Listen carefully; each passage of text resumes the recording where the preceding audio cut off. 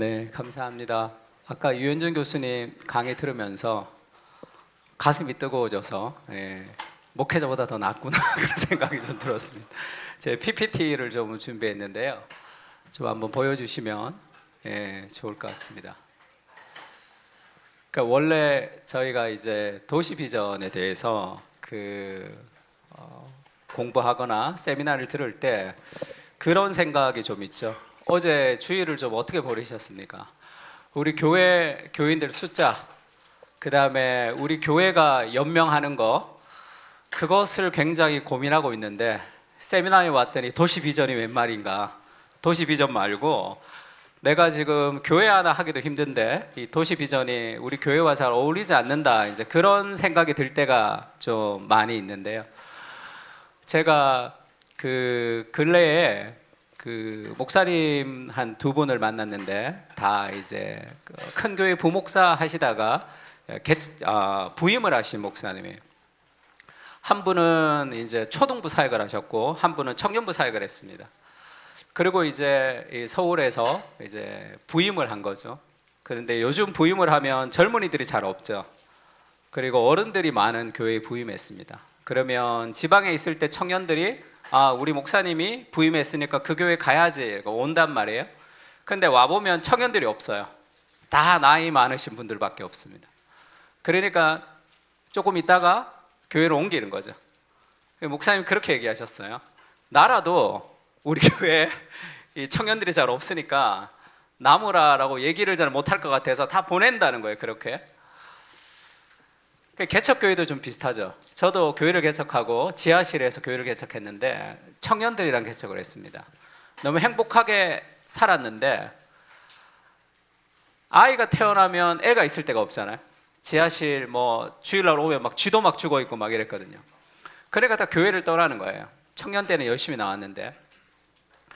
처음엔 좀 섭섭했는데 시간이 지나면서 인프라라는 게 중요하구나, 공간도 참 중요하구나, 그것을 제공하지 못하니까 좀 많이 미안했습니다. 근데 나라도 우리 교회에 있는 것보다 다른 교회 아이 키우면 가면 좋겠다, 그런 생각 들 때가 있잖아요. 축복하고 보내는 건 좋은데 위축이 된단 말이에요. 그럼 우리 교회는 어떻게 하지? 그때 제가 하나님이 그런 마음을 좀 주셨습니다. 원래 개척교회가 이 건강해지려고 하면 그 교회도 개척의 시기를 거쳤겠죠. 그러면 누군가는 남아서 디딤돌이 돼야지 성장하는 거겠죠. 아이가 태어나면 여기는 별로 공간이 좋지 않아서 좋은 교회로 옮긴다면 우리나라에서 제일 환경이 좋은 교회만 부흥하고 제일 설교 잘하는 교회만 부흥해야 되는, 그래서 그런 마음이 좀 들었습니다. 편한 데 가서 편하게 신앙생활 할 수도 있지만 정말 하나님의 교회를 세워가는 그 비전이 필요하다는 걸 알았어요. 그래서 개척교회 있지만 그 비전을 가지고 함께 오래 방패된 곳들을 세울 수 있는 하나님의 사람들이 있어야 되는 거잖아요. 그러니까 내가 위축이 되니까 그 얘기를 잘 못하는 거죠. 그러면 그것을 좀 도전할 필요가 있습니다. 그래도 편한 대로 가는 사람들은 가야 되겠죠. 그런 인생보다 하나님의 교회를 세워가는 그런 영광스러운 인생이 있죠. 힘들지만 그것을 좀 도전해야 된다는 생각이 좀 들었습니다. 그러면 무엇이 그의 인생에 가장 큰 도전이 될까요?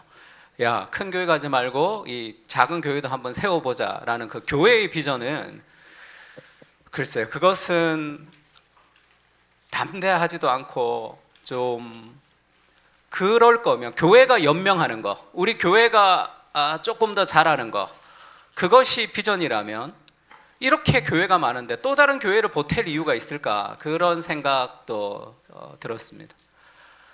그러면 보이지 않는 비전이라는 게 뭐냐? 그것이 도시의 비전이죠.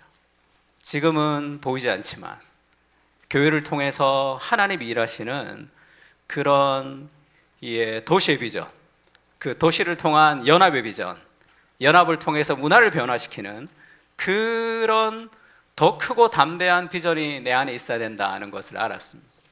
그것을 좀 도전해야 되는 거죠. 그래서 우리가 지금 공부하는 이 센터처치 두 번째에 있는 이 파트는 단순한 개척교회, 우리의 현실하고는 너무 동떨어진다. 돈이 좀 많아야지 지역을 돕고 사람이 많아야지 뭔가를 행사하는 것이 아니라 꼭 필요한 비전이 아닌가, 그런 생각이 좀 있습니다. 그래서 우리가 복음과 도시인데 왜 도시가 중요하냐? 우리 아까 첫 번째 시간에도 하나님이 도시를 사랑하신다, 그런 메시지를 들었는데, 팀 켈러가 이런 얘기합니다. 이 도시 사역으로 우리를 부르신다는 거죠, 하나님이. 바울도 이 도시로 갔다는 거예요.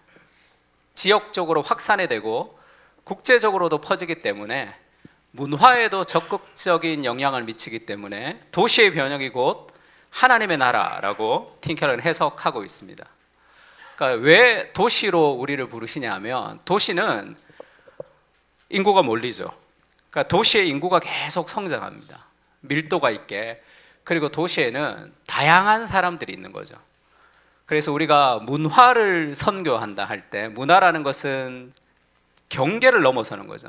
다양한 문화의 사람들이 함께 있는 곳이 도시입니다. 그래서 도시를 변화시킬 수 있다면 다양한 다민족과 국제적으로도 선교할 수 있는 다양한 장이 열리는 거죠. 그리고 도시를 변화시켜야 되는 가장 중요한 핵심이 있다면 문화를 형성하기 때문에 그렇습니다. 도시를 통해서 문화를 변화시키지 못하면, 그러니까 테리 이글턴 같은 사람들이 신의 죽음 그리고 문화라는 책을 썼습니다. 예전에는 이 신중심이었던 시대가 세속화되면서 신을 버린 시대가 됐죠. 그러나 모든 사람들은 하나님을, 무언가를 예배하게 되어 있습니다. 그러면 요즘의 세속적인 사람들의 신의 자리, 하나님을 버린 세속화 시대에 신의 자리를 차지하는 것이 무엇인가? 그것을 문화라고 얘기했습니다. 그 문화, 그리고 문화의 내러티브 같은 것이죠. 그래서 문화를 변화시키지 못하면 각 개인의 경건을 가지고 힘든 문화와 싸워야 되는 거죠. 그렇게 해서는 승산이 없는 싸움을 우리가 계속 할 수밖에 없습니다.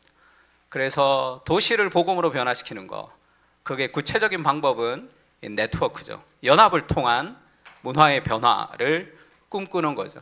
그래서 도시는 굉장히 중요한 선교의 장입니다. 그래서 하비 코언 교수님이 쓰신 책을 보면, 도시 선교라는 책을 보면 선교학 책이 있고, 선교학 중에 도시 선교가 있는 것이 아니라 도시 선교라는 파트를 따로 공부해야 된다 할 정도로 굉장히 중요한 개념으로 얘기를 하시는 거죠. 바울도 그렇게 얘기했습니다. 나는 할 수 있는 대로 로마에 가기를 원한다, 이렇게 얘기했어요.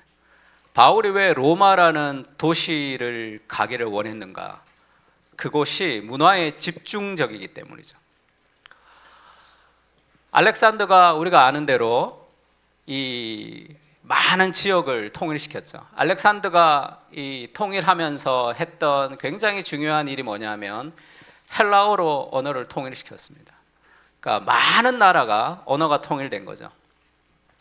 그래서 이 유대인들도 헬라어로 성경을 쓰면서 1.5세들, 2세대들에게 가르치는 그런 성경이 나오기도 했죠. 그리고 모든 길은 로마로 통한다라는 그런 시대가 된 거죠. 언어가 하나로 더 통일됐습니다. 그리고 모든 길이 로마로 통한다 할 정도로 로마가 중심지가 되었죠. 바울의 마음속에 어떤 마음이 좀 있었을까요? 그 복음을 로마의 심장부에다 꽂고 싶은 거죠. 그래서 그 길을 따라 하나님의 복음이 전 세계까지 퍼져나가는 그런 도시의 비전이 있었던 거죠. 바울의 생각과는 좀 달랐지만 바울이 결국 로마로 가긴 갔죠. 잡혀서 감옥으로 그렇게 로마로 가긴 갔습니다. 네, 사도행전, 우리가 여기도 액츠 29인데 사도행전 28장 31절 마지막에 보면 바울이 감옥에서 가택연금 상태로 몸은 갇혀 있었지만 하나님 나라의 복음을 거침없이 담대히 전파하더라, 이렇게 28장이 끝이 나잖아요. 그래서 우리도 29, 그 바울의 복음을 계속 쓰자 했던 그런 비전이 그 도시를 향한 그런 비전이었죠. 팀 켈러도 그렇게 얘기합니다. 로즈 그린웨이의 글을 인용하면서 여러 민족들을 가까이 살게 하셨고, 그리고 더 많은 상호작용과 상호의존을 하게 했습니다.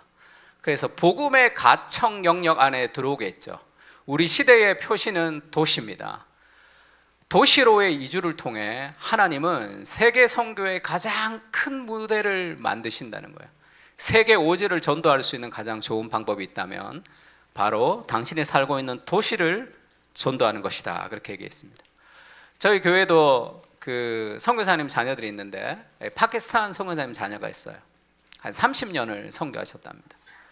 근데 30년을 선교하셨는데 파키스탄 사람 2사람이 이제 회심했던 그런 열매를 얻었다. 대단하죠. 그것도 대단하고, 그런 일들은 정말 의미가 있습니다. 열매의 숫자와 상관없이. 그러나 오늘날에 도시에 지금 파키스탄 노동자들이 얼마나 많습니까? 그들을 전도하는 것은 엄청나게 우리가 나가는 것보다 더 효과적으로 할 수 있겠죠. 모든 사람들은 삶의 긴장이 높아질 때 변화를 가지기 쉽습니다. 이사를 갔을 때, 새로 취직했을 때, 결혼을 했을 때, 아이가 태어날 때, 그때가 복음을 전하기가 가장 좋을 때죠. 쉽게 들어올 수 있기 때문에. 그래서 오늘날의 도시를 변화시킨다는 것은 세계 선교의 가장 중요한 어떤 이 모티브가 될 수도 있다, 이렇게 얘기했습니다. 앞으로 시대는 더 그렇겠죠. 앞으로 시대는 다 영어가 좀 자유로운 시대입니다. 우리 아이들의 시대는. 그럼 훨씬 더 우리가 다민족에 대해서 열려있는 그런 또 다른 형태의 이 선교를 만들어갈 수도 있겠죠. 그리고 도시에 중요한 4가지 그룹이 있다, 그렇게 얘기하죠. 도시에는 젊은 세대들이 많습니다. 그러니까 도시의 문화를 변화시킬 수 있다면 젊은 세대들을 변화시킬 수 있는 거죠. 그리고 이 문화적 엘리트들, 문화를 변화시키는 거. 제임스 헌터가 쓴 책 중에 기독교는 세상을 어떻게 변화시킨가라는 책이 있습니다. 거기에 보면 이 모든 문화의 변화 속에는 변방의 문화적 엘리트의 네트워크가 있다, 그런 얘기를 하죠. 그 문화적 엘리트들의 네트워크를 통해서 문화에 영향을 미쳐가는 그런 것들도 필요하죠. 문화가 변화된다고 할 때는 어떤 전문성을 가진 사람들이 문화의 변혁을 일으키긴 어떤 촉발이 있어야 되고, 그리고 그 문화를 향유할 수 있는 교양인들이 문화를 향유하면서 문화가 바뀌는 거죠. 그래서 교회 안에서 그 문화적 엘리트들을 양성할 수도 있습니다. 그리고 도시 안에는 접근 가능한 미전도 종족들도 있죠. 훨씬 더 이 복음을 전하기 좋은 시대가 됐습니다. 그리고 빈곤층이 있죠. 그래서 건강한 교회가 어떤 교회나, 팀켈러가 복음으로 역사하는 교회, 이렇게 얘기하죠. 예전에는 맥가브란 같은 사람이 교회 성장학을 얘기할 때는 동질성의 그룹이라고 이렇게 얘기하죠. 목사와 비슷한 사람들이 교회에 온다는 거예요. 그래서 교회를 변화시키려면, 릭 워렌 같은 사람도 새드백 교회 이야기에서 어떻게 합니까? 교회를 좀 새롭게 변화시키려면 이 동질성의 그룹들에게 타켓을 맞춰야 된다, 이렇게 얘기하죠. 그러니까 새들백 쌤 같은 사람을 맞춰서 뭐 30몇 살에 직업은 어느 정도 있고 직장은 어떠고 돈을 얼마 벌고 어떻게 살아가는 사람들에게 전도 타켓을 맞춰서 그렇게 복음을 전하라, 이렇게 얘기합니다. 팀켈러는 그걸 반대하죠. 교회 안에는 부자도 있어야 되고, 그리고 여러 가지 학력이 좋은 사람도 있어야 되지만 빈곤층, 어려운 사람도 있어야 되는 거죠. 그들이 서로 상호적으로 사역할 수 있는 공동체를 만드는 거죠. 우리가 지역에 있는 가난한 사람을 도와야 된다, 좋습니다. 근데 먼저 우리가 대한 공동체가 되려면 빈익빈 부익부가 교회 안에서 없어져야 되겠죠. 초대교회의 특징이 뭡니까? 초대교회 사도들의 가르침을 받고 떡을 떼며 날마다 모이기를 힘쓰고, 그걸 한 줄로 사도행전에서 어떻게 얘기하죠? 그 중에 가난한 자가 없었더라. 그것이 복음이죠. 복음의 공동체. 그래서 이렇게 함께 역사할 수 있는, 그 상하로 갈 수 있는, 아래로 내려갈 수 있는 그런 복음의 공동체가 좀 필요합니다. 그런 4가지 그룹들을 우리가 사역할 수도 있고, 교회 안에서도 그런 다양한 사람들이 함께 모일 수 있는 곳이 도시의 교회죠. 문제는 도시는 그런 좋은 면도 있죠. 복음을 전할 수 있고, 그 도시에 다양한 사람들이 와서 하나가 되는 그런 복음의 공동체를 우리가 유지할 수도 있지만, 도시는 엄청나게 많은 갈등과 어려움도 있죠. 도시는 왜 불평등한가? 이런 책들을 보면 도시가 가지고 있는 부정적인 이야기들이 많습니다. 그래서 도시 사역에는 늘 긴장이 있는 거죠. 명암이 있습니다. 팀 켈러가 도시를 분석한 이 가스펠 DNA라는 책을 저희가 지금 번역하고 있는데, 가스펠 DNA에서 지금 이 도시의 이론들을 팀 켈러가 이렇게 번역을 해놓은 걸 제가 봤습니다. 그러니까 야, 이거를 이렇게까지 공부하나, 그런 생각이 좀 들 정도로 도시에 대해서 굉장히 관심 있게 이제 공부를 하는 거죠. 이 두 가지입니다. 도시는 복음적으로 굉장히 강점을 가지고 있지만 도시가 가지는 어두운 면이 있다는 거죠. 이 두 가지를 교회가 어떻게 받아들여야 되는가? 창조, 타락, 구속, 회복이라는 스토리 안에서 우리가 도시를 이해해야 되는 거죠. 하나님이 에덴이라는 아름다운 도시를 만들었습니다. 그 도시가 타락했죠. 그리고 그 도시를 구속시켜야 되고, 마지막에 새 예루살렘이라는 완성된 도시로 나가는, 도시에서 도시로 이어지는 것이 하나님의 나라의 어떤 비전 같은 것이죠. 창세기에 보면 가인이 성을 쌓았다 이렇게 얘기하죠. 그걸 시티, 도시입니다. 근데 그 도시에는 두 가지가 동시에 일어나는데, 하나는 지금 수금과 퉁소, 예술이 자라고 쇠와 구리를 만드는 거, 기술의 발전이죠. 그리고 이 목축 발전, 그러니까 기술이 발전합니다. 그러나 이 쇠와 구리를 만들어서 라멕이 그렇게 얘기하죠. 내가 상처로 말미암아 사람을 죽였고 내가 상함으로 말미암아 소년을 죽였도다. 그 구리를 가지고 뭘 만들었다는 거예요? 죽인 거죠. 칼을 만들어서 사람을 죽이는 거. 기술은 발전되지만 인간은 타락하는. 그래서 오늘날 역사의 진보를 얘기하는 사람들이 가지는 착각이 뭡니까? 기술의 발전이 역사의 진보가 아니죠. 기술이 발전이 세상이 편해지는 것이지 우리가 더 행복해지는 것은 아니잖아요. 도시 안에는 기술이 발전하는 다양한 아름다운 면도 있지만 인간의 타락한 본성이 늘 우리를 퇴락시키는 그런 두 가지 긴장이 늘 있습니다. 그래서 센터 처치에는 모든 인간의 문화 안에는 명백한 진리, 일반 은총이죠. 그리고 망가진 반쪽짜리 진리가 있죠. 타락한 본성 안에는. 그리고 진리와 반대가 되는 것들이 늘 있다는 거죠. 그래서 우리가 도시를 볼 때, 그리고 문화를 볼 때 이거는 세상적인 것이야, 이렇게 이원론으로 볼 수 없는 이유는 그 안에는 명백한 일반 은총과 연결되는 진리도 있고, 그리고 반쪽짜리 진리, 우리가 세례를 줘서 바꿔야 될 부분도 있고 우리가 거부해야 될 부분도 있는 거죠. 그래서 그것을 팀 켈러가 비판적 향유와 적절한 경계를 가지고 도시와 문화를 바라보고 분석할 수 있어야 된다 이렇게 얘기했습니다.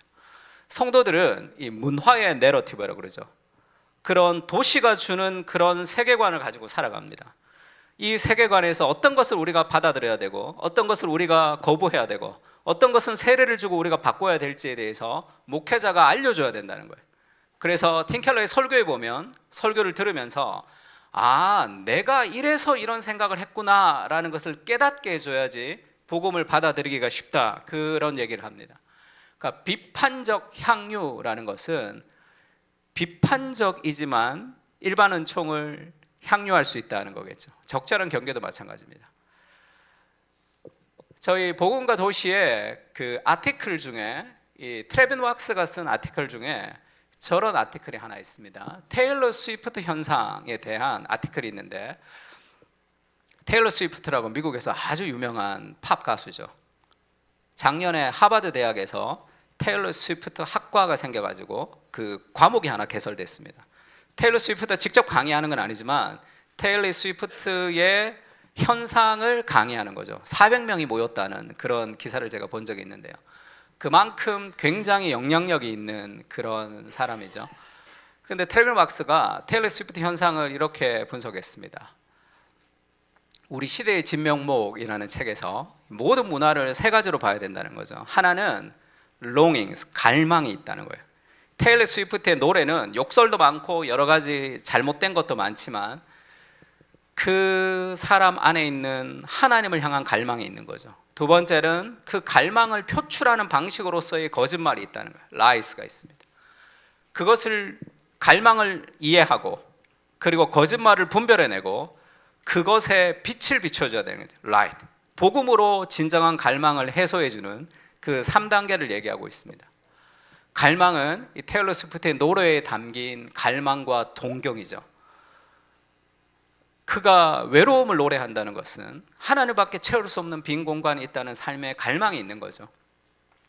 그것은 하나님이 심어 놓으신 것이고, 테일러 스위프트도 행복과 선과 아름다움을 원하는 겁니다. 그 갈망을 알아가야, 이해를 해야 되는 거죠. 두 번째, 그 갈망을 추구하는 과정에서 빠지는 거짓말이죠. 성적인 자유가 더 좋다라는 그런 거짓말. 그 다음에 용서보다는 복수가 더 좋다, 이런 거짓말.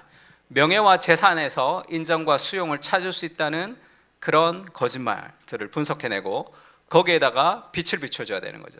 스위프트의 말에 복음의 빛을 비춰서 살아있는 말씀과 그녀의 갈망을 접촉시키는 것. 그러니까 복음은 가장 깊은 갈망을 충족시키는 동시에 가장 깊은 거짓말을 폭로하죠. 그토록 원하는 사랑과 인정은 복음 안에서 채울 수 있는 것이다. 그러니까 복음을 가지고 도시를 바라볼 수 있는, 도시의 명과 암을 그대로 보면서 이해할 수 있는 문화가 필요하다, 이렇게 얘기합니다. 도시가 도전하는, 혹시 글씨 잘 보이십니까? 제가 키노트를 아주 멋있게 했는데 여기 키노트가 안 돼서 PPT로 바꿨더니 글씨가 조금 폰트가 조금 속상한데 잘 보이시면 괜찮을 것 같습니다. 같이 한번 읽어볼까요? 도시가, 시작.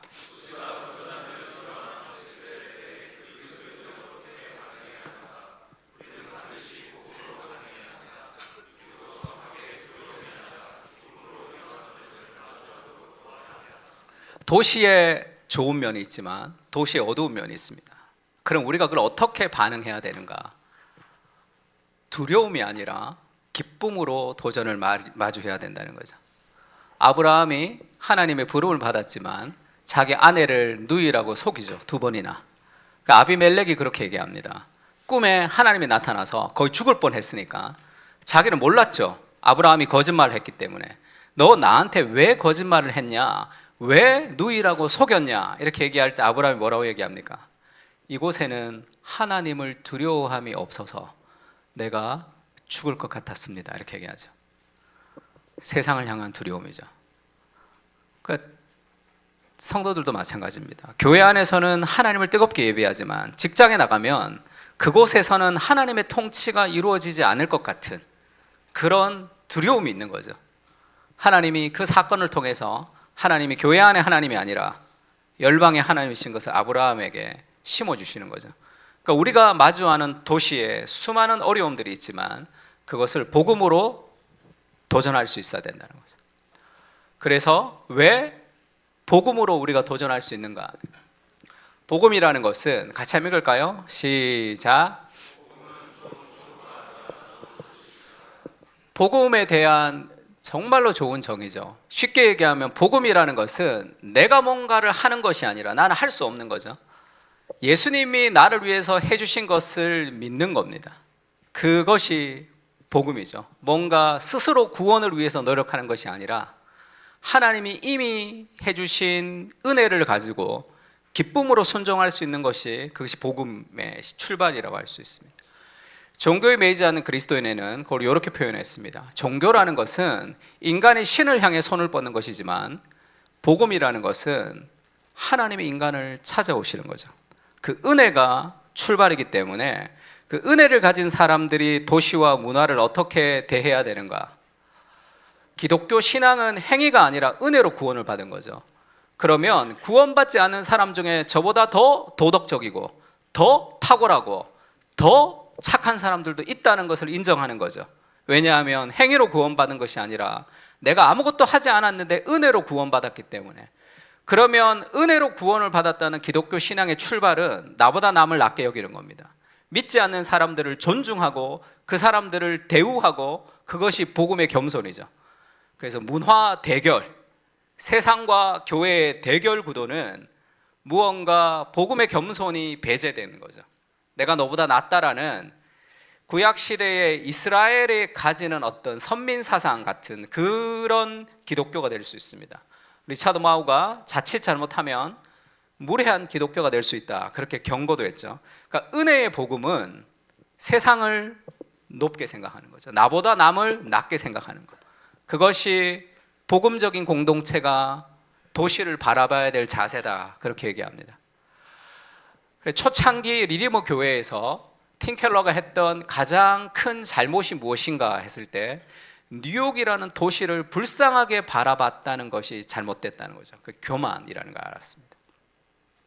우리가 도시의 구원자이냐, 우리가 도시를 변화시킬 것이냐, 그렇게 하는 것이 해롭다는 거죠. 우리는 겸손히 도시와 사람들을 존경하며 배워야 한다. 그들과의 관계는 의도적으로 상호적인 것이어야 한다, 이렇게 얘기합니다. 그러니까 전도를 할 때도 마찬가지죠. 그 사람을 얻고 싶으면, 그 사람에게 무언가를 배울 수 있으면 훨씬 복음을 전할 수 있는 가능성이 많이 열리죠. 뭐 연애할 때도 그렇게 얘기하죠. 뭐 좋아하는 남자친구가 있는데 경쟁자들이 많을 때 어떻게 하라 그럽니까? 그 사람이 말만 할 때 경쟁자들보다 더 크게 웃으면 된다, 그런 얘기 있잖아요. 막 웃으면 더 크게 그가 말하게 하는 거죠. 그것이 훨씬 더 사람들의 마음을 열 수 있습니다. 그것이 어떤 기술이 아니라 복음의 겸손이 가능하게 하다는 거죠. 그러면서 복음은 겸손함을 주기 때문에 우리는 도시로부터 배워야 된다, 그렇게 생각합니다. 그러나 복음은 또 자신감을 주죠. 용기. 우리는 도시에게 줄 수 있는 것이 있습니다, 하나님 앞에. 그리고 복음은 용기를 주죠. 두려워할 것이 하나도 없습니다.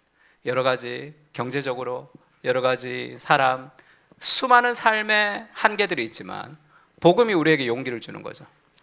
그래서 이 복음을 통해서 하나님을 영화롭게 하고 타인을 축복하게 하는 그런 도시의 사역이 가능해진다는 거죠.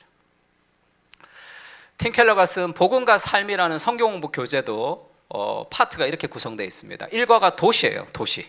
그리고 마지막과 영원히 도시입니다. 앞으로 임할 새 예루살렘. 그래서 도시에서 도시까지 가는 거죠. 창조와 타락과 구속과 회복의 관계성 안에 이루어져 있습니다. 그래서 지금 우리가 살고 있는 도시에서 우리가 어떻게 살아야 되는가? 포로기의 유배지의 마음으로 살아야 된다, 그렇게 얘기하죠. 그러면서 우리의 마음을 변화시키고 우상을 깨트리고 공동체를 만들고 복음을 전하고 문화적인 직업과 정의사역을 통해서 결국 교회가 마지막에 영광스러운 도시를 만들어가는 도시에서 도시로의 사역이 우리의 사역이다, 그렇게 얘기합니다. 그래서 성경적으로도 마찬가지로 우리가 하나님의 나라라고 얘기할 때 그 하나님의 나라가 어디에서 이루어지는가를 팀 켈러는 도시에서 이루어진다고 생각하는 거예요. 그러니까 하나님의 나라의 개념을 하나님의 도시의 개념으로 축소시켰다고 생각하면 더 정확한 것 같습니다. 창세기에 하나님이 에덴이라는 도시를 만들죠. 동산이고 예루살렘은 시티이기 때문에 문화적 발전이 이루어지는 곳으로 보이지만 그것은 어떤 하나님이 계획하시는 어떤 도시를 만든 거죠. 근데 그 도시가 타락했습니다. 근데 마지막에는 새 예루살렘, 그것도 시티죠. 거룩한 성 할 때 그것은 시티를 얘기합니다. 근데 중간에 어떻게 됐냐면 타락했죠. 타락한 인간이 갖고 있는 첫 번째 도시가 가인이 성을 쌓고 했을 때 그 성은 built a city입니다. 도시를 만들었어요. 그 도시는 문화적으로 발전이 있지만 무언가 타락이 주도하는 잘못된 문화의 내러티브가 이루어지는 도시를 만든 거죠. 이 도시의 극치가 어디입니까? 바벨이죠. 창세기 11장의 바벨의 도시는 이 타락한 도시의 끝판왕을 얘기합니다. 타락한 도시의 끝판왕에서의 핵심이 뭐죠? 우리가 신기술을 통해서 벽돌을 굽고 그런 역청으로 진흙을 대신하는 새로운 과학기술, 새로운 기술, 새로운 문명을 통해서 내 이름을 스스로 높이고 싶은 인간의 도시를 만들고 싶은 거죠. 인간의 나라. 하나님이 필요 없는. 그러니까 기술의 발전은 인간이 하나님처럼 되는 것 같은 착각을 불러일으키기도 하죠. 그러나 그것은 인간에게 진정한 만족을 줄 수 없는 거죠. 그래서 성읍과 탑을 건설하고 할 때 성읍, 도시죠. 그것이 끝판왕, 하나님이 없는 스스로의 이름을 높이고 싶은 나라, 이 바벨의 도시죠. 지금도 수많은 사람들은 하나님이 아닌 스스로의 이름을 높이는 나라를 위해서 자신의 시간과 정성과 에너지를 들여서 성공이라는 어떤 무엇에 영혼을 갈아서 살아가는 이 바벨의 도시 안에, 그런 문화의 내러티브 안에 살아갑니다. 이 바벨의 문화가 언제 끝나죠? 큰 성 바벨론이 무너지는 마지막 날에 끝나는 거죠. 그러면 이 타락한 도시, 이 문명 세계 속에 하나님이 하나님의 도시를 건설하는데, 그것이 창세기 12장이죠. 아브라함을 하나님 부르셨습니다. 온 세상의 바벨의 문화 속에 한가운데 한 사람 아브라함을 부르셔서 내가 지시할 땅, 민족, 하나님이 통치하시는 하나님의 나라가 어디죠? 예루살렘이라는, 이스라엘이라는 그런 하나님의 도시를 건설하는 거죠. 그래서 이 도시의 특징이 뭡니까? 내가 너의 이름을 창대하게 하는 거죠. 스스로의 이름을 나타내는 것, 행위구원이죠. 스스로 구원을 하고 싶어하는 그러한 모습입니다. 내가 너의 이름을 창대하게 해준다는 것은 은혜의 나라를 얘기하는 거죠, 하나님 앞에. 그러면 우리가 생각하는 이 땅에서의 교회 사역이라는 것은 도시의 비전이죠. 그래서 히브리서도 아브라함이 부르심을 받았는데 장래 유업으로 받을 땅으로 나아갈새 갈 바를 알지 못하고 나갔는데, 이는 그가 하나님이 계획하고 지으실 터가 있는 성 새 예루살렘이죠. 그것은 도시입니다. 그 도시를 바라보고 아브라함이 이 땅을 살았다, 그렇게 얘기하죠. 그래서 우리가 살아가는 세상은 도시에서 도시까지 이어지는 그 도시의 비전, 그러니까 우리 교회가 있는 그 도시를 변화시켜가는, 그것이 하나님이 주시는 하나님의 나라의 굉장히 구체적인 모델 같이 됩니다. 그러면 신약의 교회는 어떤 모델을 따라야 되는가? 구약의 수많은 도시 중에 그게 포로기의 유배지로서의 도시의 모델을 따라야 된다, 그렇게 권유를 합니다. 포로기에 잡혀갔을 때 바벨론의 문화 속에 살고 있죠. 바벨론의 통치 아래 살아갑니다. 다원주의 세계 안에 살아가는 거예요. 기독교 국가가 아니죠. 거기서 바벨론을 거부해라, 그리고 바벨론과 손절하고 살아가라, 이렇게 얘기하지 않습니다. 거기서 자녀를 낳고 번성하고 줄어들지 않도록 하라. 너희는 내가 사로잡혀 가게 한 그 성읍의 평안을 구하고, 바벨론의 평안을 구하는 거죠. 그를 위하여 여호와께 기도하라. 이는 그 성읍이 평안함으로 너희도 평안할 것임이라. 바벨론에서 바벨론의 평안을 구하는, 그들을 섬기는 그런 포로지에서 그러나 대안 공동체로 살아가는 그 모델이 신약의 교회 공동체의 모델이다, 그렇게 얘기하죠. 오늘날도 기독교 국가가 아닙니다. 마치 기독교 국가인 것처럼 교회가 행세하기 시작하면 굉장히 무료해질 수 있는 그런 가능성이 많은 거죠. 팀 케러가 이런 얘기 한번 했습니다. 같이 한번 읽어볼까요? 유배 기간 동안 시작.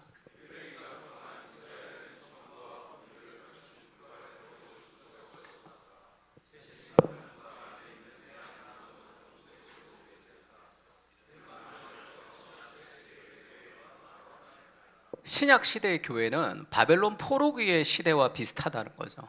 그래서 다른 국가 안에 있는 다원주의 세계 속에 있는 대항 문화적 공동체가 되어야 된다는 거예요. 돈과 성과 권력에 대해서 다른 방식으로 향유하는 대한 문화적 공동체가 될 때 교회가 세상의 빛이 되는 거죠. 너희는 세상의 빛이라 할 때 그 너희는 복수죠. 그것은 개인에게 주신 개인의 비전이 아닙니다. 공동체적 비전이죠. 언덕 위의 도시, 산 위에 있는 동네, 그것을 영어 성경에는 시티, 도시라고 얘기하죠. 언덕 위에 있는 그 도시가 되어서 세상 안에서 세상을 축복하지만 세상과 다른, 우리가 in the world 안에 살고 있지만 of the world, 문화의 내러티브를 따라 세상같이 살아서는 안 되면 그 우리가 어떻게 살아야 된다는 거죠? into the world죠. 세상 안에 살지만 세상에 속하지 않는, 세상으로 파송된 대양 문화적 공동체로 도시를 섬기고 변화시켜가는 것이, 그것이 교회의 비전이다, 그렇게 얘기합니다. 그러니까 우리의 시민권은 이 땅에 있지만 하늘에 있는 것이다, 그렇게도 얘기하죠. 팀 켈러가 문화 명령, 땅을 정복하라, 다스리라 했던 그 문화 명령은 도시 명령이다, 이렇게 바꿉니다. 하나님의 나라는 하나님의 도시를 만드는 그런 도시 변혁이다, 그렇게 줄여주는 거예요. 하나님의 나라라는 개념들이 처음 들었을 때 너무나 놀라운 개념이었죠. 천국이 죽어서 우주공간 어디로 가는 줄 알았는데 하나님의 나라가 이 땅에서 시작되었다는 것이 뚜껑이 열릴 정도로 가슴이 뜨거워졌습니다. 시간이 지나면서 그 뜨거움이 그러면 하나님 나라가 여기 임했는데 어디 임했냐는 거죠. 여기 어디 임했습니까? 교회죠. 하나님의 나라가 여기서 시작됐는데 여기서 시작됐다는 얘기만 하면 뭐 합니까? 그 가슴이 뛰는 그 하나님의 나라를 맛볼 수 있는 곳, 천국의 물방울을 경험할 수 있는 곳, 교회 공동체죠. 하나님 나라가 여기서 시작된 것, 보이지 않게. 그 하나님의 나라의 대안 공동체를 도시까지 확대해 가서 도시의 문화를 변화시키는 것이 하나님 나라의 비전이다. 굉장히 구체적인 도시의 비전을 하나님 나라와 연결해서 설명하고 있습니다. 단지 위대한 교회를 만들기 위해 도시를 사용하는 것이 아니라 교회의 자원들을 사용해서 위대하고 발전하는 도시를 추구해야 되는 거죠. 엄밀히 말해서 이것은 교회 성장 모델이 아니라 도시 성장 모델이라고 부른다. 이것이 센터처치의 신학적 비전에 나오는 사역의 자세다. 도시가 교회를 돕는 것이 아니라 교회가 도시를 돕는 형태죠. 그래서 한 교회의 부흥 정도로는 어떤 일도 일어나지 않습니다. 연합을 통해서 도시의 문화를 바꾸고 싶은 거죠. 그래야지 훨씬 더 천국에 가까운 공동체로 살아갈 수 있습니다. 그렇지 않으면 저희가 GCM 세미나가 이 좋은 이유가 뭐죠? 네트워크, 연합이 있는 거죠. 한 교회가 아무리 부흥해도 문화를 바꿀 수가 없습니다. 문화를 바꿀 수 없으면 모든 책임이 개인의 경건으로 세상에 던져 넣어야 돼요. 그러면 누구도 건강한 신앙생활을 잘 할 수가 없습니다. 계란으로 바위치기 같은 거죠. 도시를 변화시키는 모델을 되려면 그러면 어떻게 해야 되는가? 그래서 복음과 도시를 얘기하는 거죠. 팀 켈러는 이 복음을 통해서 도시를 이해하고 그 도시 안에서 무브먼트, 연합을 이루는 거죠. 복음의 생태계를 만들고 내고 싶은 겁니다. 왜 그렇죠? 문화를 바꾸고 싶거든요. 문화를 바꾸려면 연합이 필요하죠. 그래서 한 종류의 교회가 어떤 교회라도 도시 전체를 전도할 수 없습니다. 도시 전체를 바꿀 수도 없어요. 도시 전체를 섬기려면 다른 교회들과 기꺼이 협력해야 됩니다. 그래서 우리에게 필요한 게 복음의 겸손이죠. 복음의 겸손은 세상에서도 우리가 섬기게 하지만 교회를 섬기게 하죠. 개교회의 부흥 가지고는 문화가 바꿀 수 없습니다. 그 겸손이 있어야 되죠. 도시 전체를 섬기려면 다른 교회들과 협력해야 됩니다. 비록 다른 신념과 관습을 가진 교회들이라 할지라도 말이다. 이런 관점을 범교회성이라고 얘기하죠. 교회의 속성 중에 통일성, 보편성이 있잖아요. 그래서 교리를 가지고 누군가를 비난하는 것이 아니라 천국 가면 다 만날 사람들이잖아요. 복음을 가지고 연합하는 것이 필요합니다.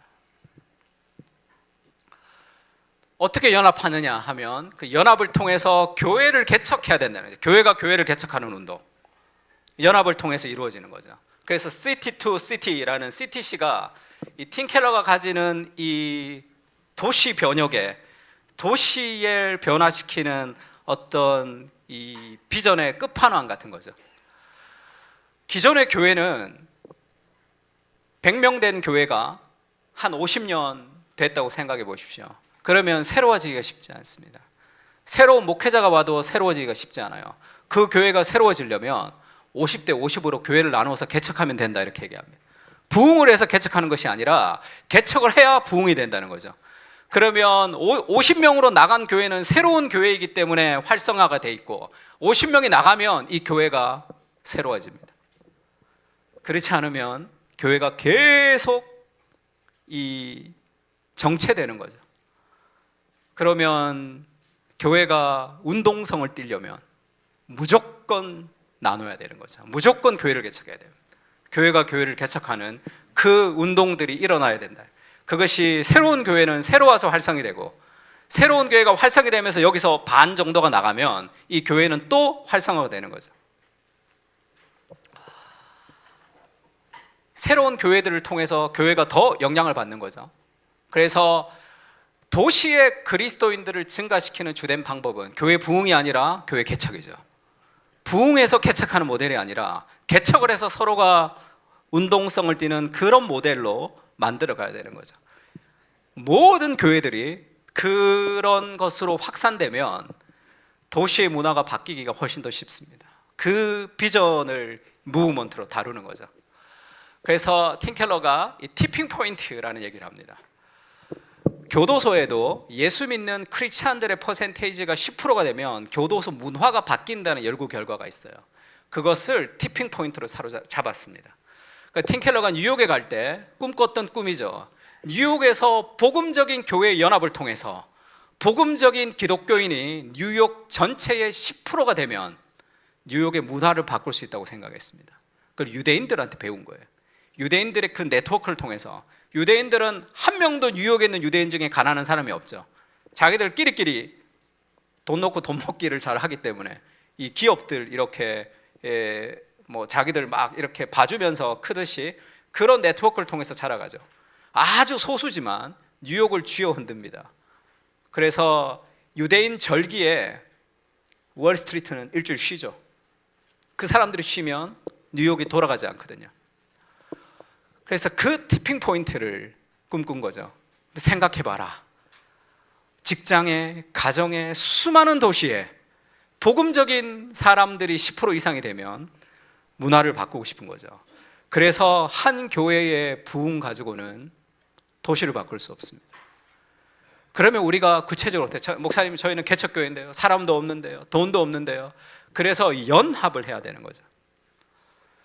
유치부가 잘 없고 주일학교가 없으면 좀 연합을 해서 함께 수련회도 하고 함께 하고.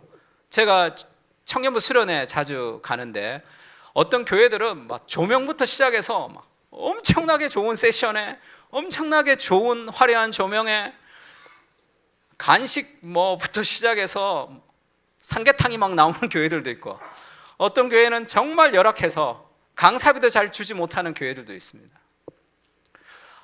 좀 연합해서 서로가 좀 함께 나눌 수 있으면 얼마나 좋을까, 그 생각하는 거죠. 뭐 똑같죠. 왜 빈익빈 부익부가 있습니까? 나누지 못하기 때문이죠. 그 연합을 통해서 함께 나눠서 사역해야 됩니다. 그래서 뭐 어떤 사역이 있다 그러면, 우리 교회가 좀 규모가 있다 그러면 교회 혼자 사역하지 말고 청년이 한두 명 있어서 사역하고 싶지만 그것에 동참할 수 없는 사람들을 불러서 함께 연합해서, 연합이 많으면 많을수록 훨씬 더 많은 것들을 공유하며 할 수 있습니다. 그 티핑 포인트를 꿈꾸는 거죠, 교회 연합을 통해서. 그래서 스타벅스 같이, 스타벅스는 이 시스템이 좀 다르죠. 옛날에는 동일한 업종이 멀리 떨어져 있어야 된다고 생각했습니다. 스타벅스는 옆에 막 붙여서 만들죠. 비슷한데 팀 켈러는 뉴욕이라는 도시 안에 교회를 많이 개척하고 싶었어요. 왜 그렇죠? 단위 면적당 복음적인 교회의 밀도가 높을수록 문화가 바뀌거든요. 부목사가 개척할 때 우리 교회 근처 말고 저 멀리 개척해라 이렇게 주로 멀리 보내죠. 그럼 별 효과가 없다는 거예요. 복음적인 교회를 바로 옆에 막 이렇게 밀도를 높여서 연합을 하면 훨씬 더 문화를 바꾸기가 쉽겠죠. 그렇게 되면, 그래서 뉴욕이라는 문화를 바꾸고 싶은 거예요, 연합을 통해. 팀 켈러가 뉴욕에 왔을 때 1점 몇 %였답니다. 팀 켈러가 돌아가셨을 때가 4점 몇 %인가 이렇게 됐다 그러더라고요. 아직 10%에 도달하지 못했죠. 그 비전을 함께 꿈꾸는 거죠. 우리가 지금 재정이 부족하고 인원이 부족해도 개교회 혼자 할 수 있는 비전이 아니죠. 도시의 비전이라는 것은, 그것은 복음과 문화에 대한 이해가 있을 때 함께 연합할 수 있습니다. 저는 강남에 있는 큰 교회에서 부목사를 했는데 부활절 연합 예배를 제가 섬긴 적이 있습니다. 시청 광장 앞에 엄청나게 한국교회 사람들이 모여서 새벽에 연합을 하잖아요. 제가 3년 하고 느낀 게 있습니다. 모인다고 연합되는 것은 아니구나. 그때 우리나라에서 정말로 유명했던 이 오순절 계통의 목사님이 은퇴하시고 새로 오셨어요, 그분이. 그 다음에 장로교에서 굉장히 유명한 목사님이 총회장이 되셨습니다. 제가 주차를 했는데 누구 차가 먼저 나오느냐 마치고 싸움이 붙었는데 난리도 아니었어요. 그 해는 오순절 목사님이 이기셨습니다. 그 다음 연도에 주차위원이 50명이 왔어요.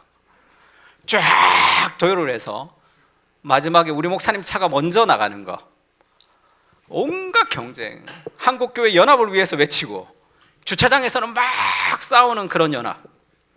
그리고 그 부활절 연합 예배가 어떤지 아십니까? 호텔에서 뭐 던져요. 자꾸 이 새끼들아 조용해라 이러면서 막 뭐를 다 투척합니다. 외국 기자들만 좋아하더라고요. 신기한 연합이 모인다고 연합이 되는 것이 아니죠. 복음의 겸손을 가지고 정말로 도시를 변화시키고 싶은 그런 연합의 공동체를 통해서 문화가 바뀌는 거죠. 그것을 복음의 생태계다 이렇게 표현했습니다. 그래서 그 복음의 생태계를 보면 상황화된 신학적 비전이 있고요, 복음과 도시와 운동이라는 그 비전을 공유하며 교회를 개척하고 교회를 갱신하는 운동들, 그리고 다른 특화된 사역단체들과 함께 연합해서 도시를 변화하고 싶은 그런 비전을 제시하는 거죠.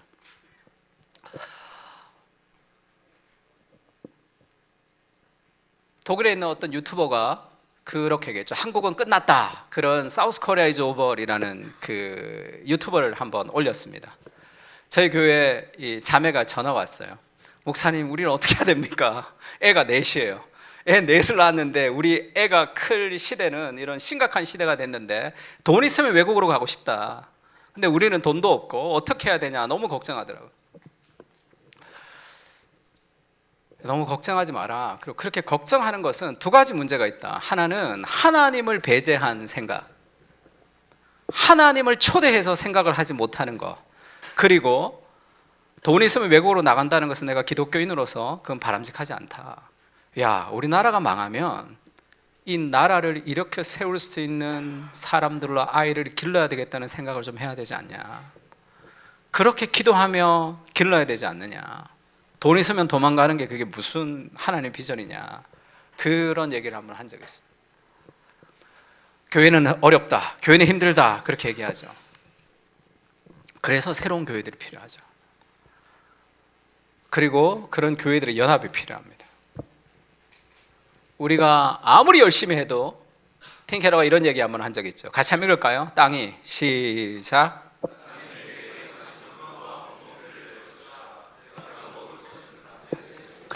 아무리 열심히 하고 아무리 노력해도 우리가 원하는 만큼의 결과는 없을 것이다, 이렇게 얘기하죠.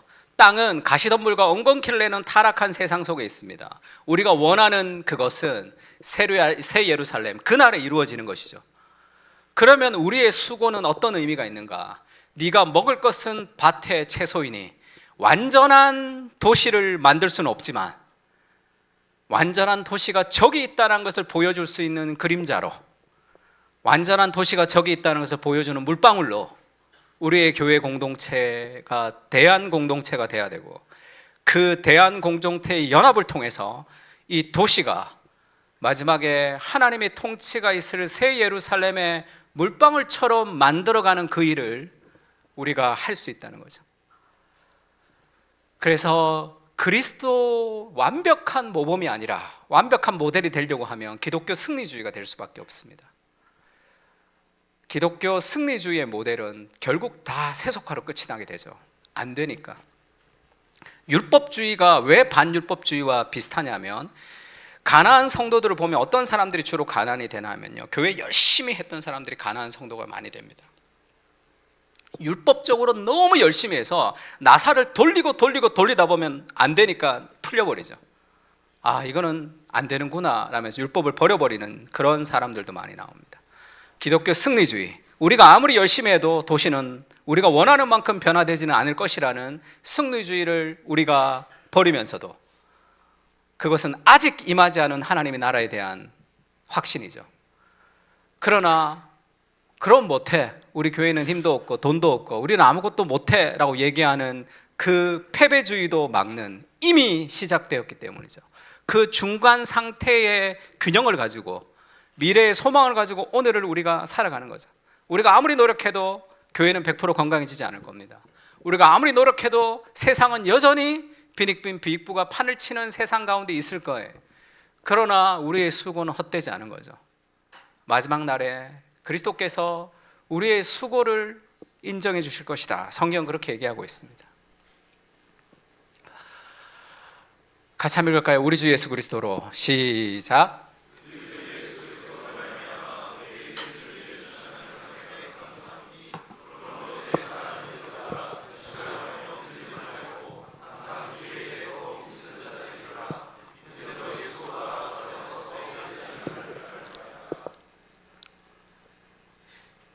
내 사랑하는 형제들아, 견실하며 흔들리지 말고 항상 주의 일에 더욱 힘쓰는 자리 되라.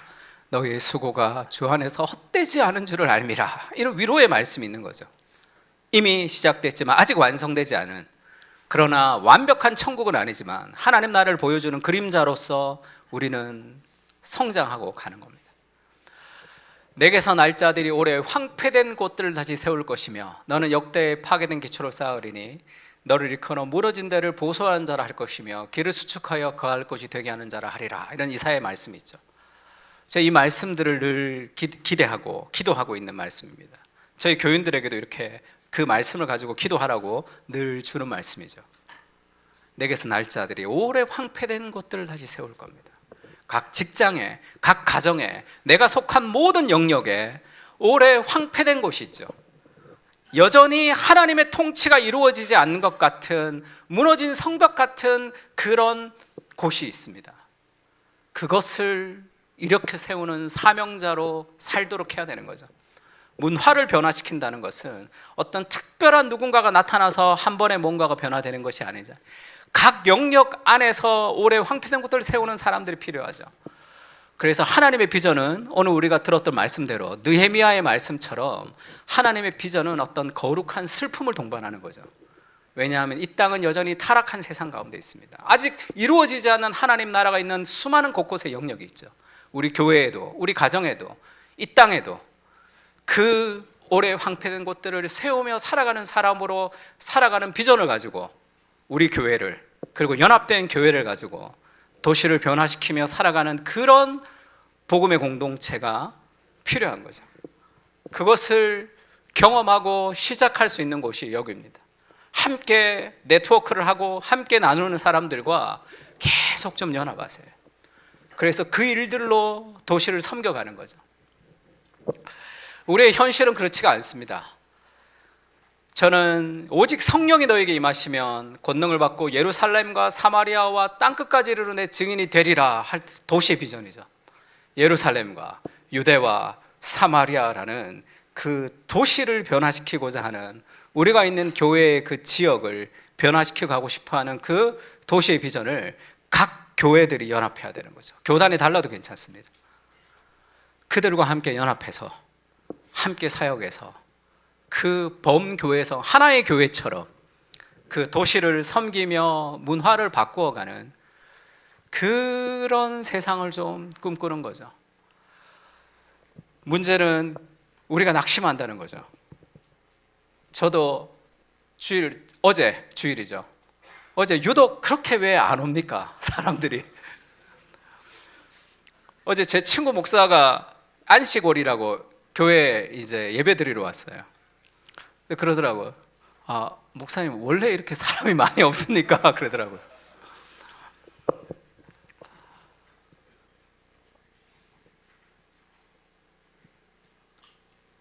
도시와 복음과 도시에 대해서 강의를 해야 되는데 이래가지고 이 복음으로 도시를 변화시키겠나 그런 낙심이 많이 들죠.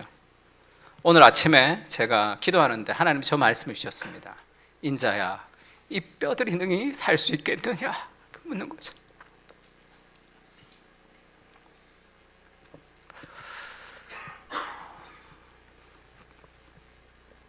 저는 교회를 개척해서 지금은 그래도 어느 정도 편하게 목회를 하고 있습니다.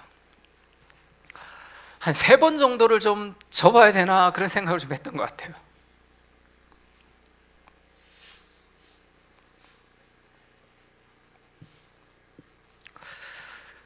그리고 여기 와서 제가 목사님들 만나면 개척교회 목사님들이 많죠. 젊은 개척자들이 많습니다. 여러 가지 마음이 있어요.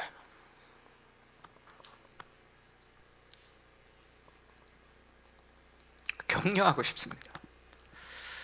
그 마음이 좀 느껴지기도 하고, 또 뭔가 정말 애써서 노력하는데 잘 안 될 때가 많잖아요.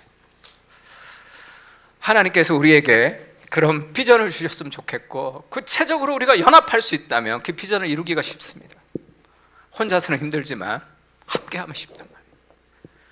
그런 연합을 통해서 도시를 변화시키는 그런 비전들이 좀 나누어지는 그런 공동체가 좀 됐으면 좋겠습니다. 그리고 성령이 함께 하시면 마른 뼈들이 살아나는, 마른 뼈들이 근근히 붙어서 인간이 되는 것이 아니라 군대가 되는 거죠. 그런 비전을 함께 격려하는 그런 시간이 좀 되면 좋겠습니다. 그리고 오늘도 열심히 개척하고 수고하는 여러분들을 함께 기도하고 응원하겠습니다. 감사합니다.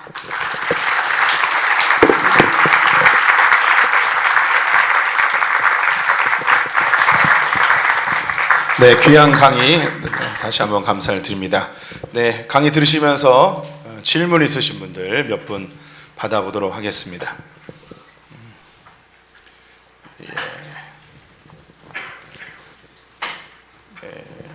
빨리 쉬는 것이 좋을 것 같습니다. 네, 제가 질문 하나 드리고 싶습니다. 여기 많은 개척교회 목사님들이 계시는데 유사한 이런 강의를 들으면서 비슷한 질문이 나오는데요. 교회들이 생존이 먼저 이렇게 좀 코앞에 있는데 연합운동이나 도시를 변화시키는 것이 우리에겐 너무 먼 이야기 같다라는 이야기들을 종종 합니다. 이 부분에 대해서 목사님 고견을 한번 듣고 싶습니다. 저는 개인이 개척을 했기 때문에 그런 생각이 좀 있었습니다. 개인이 개척하는 시대는 끝났구나, 그런 생각을 좀 했어요.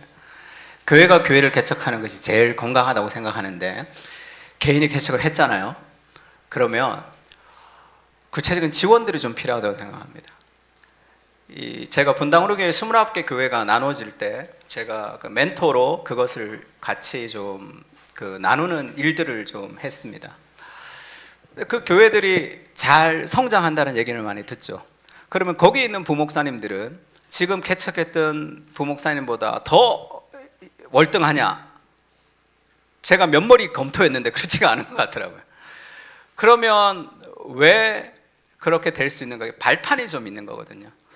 그래서 그런 생각이 있습니다. 아무리 개인이 노력을 해도 뭔가 발판이 있어야지 도약할 수 있는 거거든요. 그러니까 그 발판이 좀 마련될 수 있는 그런 일들이 좀 있으면 좋겠다. 재정이 지원이 되고, 그리고 목회를 좀 함께 나누고 격려를 받을 수 있는 그런 공동체가 있으면 좋겠다, 그런 생각들 늘 했습니다. 그래서 부족하지만 이 GCM에서 그런 일들이 계속 좀 일어나면 어떨까, 그런 생각이 있습니다. 참 고군분투하시는 많은 목사님들이 계신데 여러 가지 목회적으로도 배우고 함께 격려도 받으면서 또 지원이 될 수 있는 그런 구체적인 그런 공동체가 좀 필요하지 않을까.